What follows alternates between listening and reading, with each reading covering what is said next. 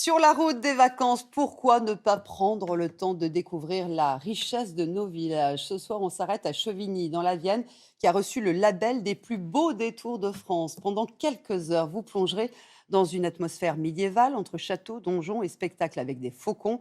Claire Vérove, Loïc Lemoine.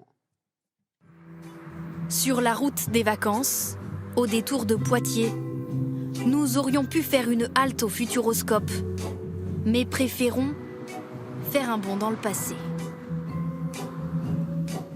Remonter les siècles jusqu'au Moyen-Âge, nous voici à Chauvigny. Sur cet éperon rocheux, ruelles étroites, tavernes, gargouilles, des détails pittoresques, croqués par Luc Turlan.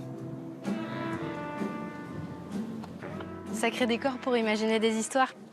Ah oui, ça on peut pas dire autrement, hein. Ici, c'est vraiment un lieu magique, là. Quand on voit ces pierres, quand on voit les sculptures, quand on imagine le temps qu'ils y ont passé, forcément, on est dans un autre univers. Il y a 7 ans, cet auteur de livres pour enfants a fait de Chauvigny sa maison et sa source d'inspiration. C'est vraiment un lieu où il y a des tonnes et des tonnes d'éléments qui sont utiles pour faire du dessin, pour faire des histoires, pour en inventer. Promenez-vous le soir ici, vous allez avoir l'impression que les gnomes arrivent, ou alors tout simplement que les petits chatons vont se balader et profiter de la cité nocturne pour vivre de nouvelles aventures. Derrière les épais murs de pierre, certains monuments réservent des surprises colorées. Ah oui, magnifique. Quand on rentre dans cette église, on a l'impression qu'on va être dans un endroit sombre. C'est souvent le cas dans les églises. Ici, pas du tout. C'est très lumineux.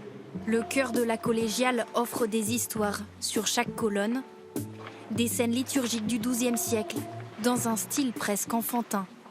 Et ces dragons sont en train de dévorer des âmes perdues. D'ailleurs, celle qu'on voit là, elle tire la langue, elle n'est pas très rassurée, hein.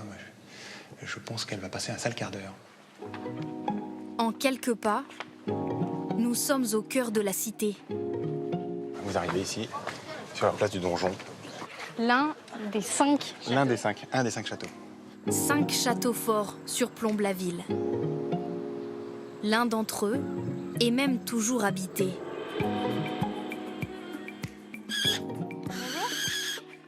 des nouveaux locataires des lieux. 80 oiseaux vivent ici, des espèces rares parfois. Sous l'œil de leur fauconnière, Allez, on y va. ils font le show dans l'enceinte même du château.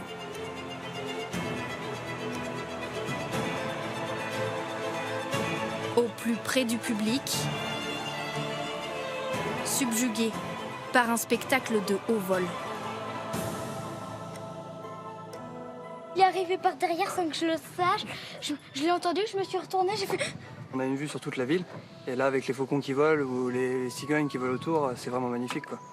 Il y a les oiseaux ici, les ruines là. Un vrai voyage dans le temps. Je pense que les gens, du coup, découvrent la vieille pierre en même temps.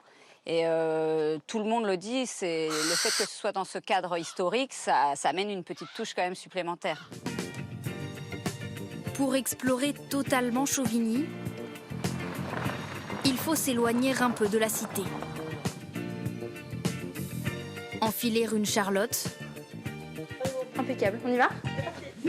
La spécialité ici, le chabis. Un fromage de chèvre au lait cru, moulé à la louche. N'hésitez pas même à aller bien, pour bien plonger la louche dedans. Comme une boule de glace. C'est ça. Il faut presque 1 litre de lait pour un petit fromage. Ce soir, on va les retourner une première fois. Demain matin, on les retourne une deuxième fois. Et après, on pourra les démouler. Et les saler demain matin. Entre quelques jours et 1 mois dans cette chambre froide, pour un panaché de saveurs. Très frais ou bien affiné, on a notre préférence. Le chabis peut se déguster en salade ou sucré dans le célèbre tourteau fromager. Bon, c'est une spécialité locale, donc ce serait dommage de passer à côté. Et on ne s'est pas fait prier. Plein d'énergie pour un dernier coup d'œil à Chauvigny, à condition d'activer les mollets et d'élever la voix.